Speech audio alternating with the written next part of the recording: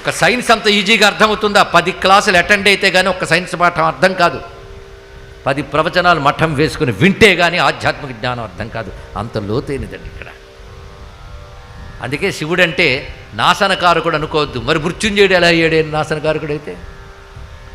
అన్నీ నశించినా తాను నశించడు. అది ఈశ్వరుడు అంటే. ఇక్కడ అన్నీ తనలో లయం చేసుకుంటాడు, మళ్ళీ సృష్టి ఆరంభంలో వెలితీస్తాడు, అందులో తానే లీనమై ఉంటాడు. కనుక శాశ్వతమైన వాడే ఈశ్వరుడు. ఆ శాశ్వత శివతత్వం సమాధి స్థితిలో యోగికి అనుభవానికి వస్తుంది.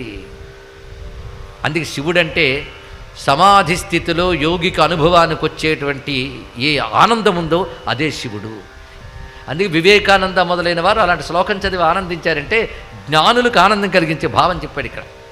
మన ప్రత్యక్షిత్తే సవిధం అంటే బయటికి పరిగెడుతున్న మనస్సుని లోపలికి లాగి అంతర్ముఖం చేసి ఆ పరమాత్మ యందు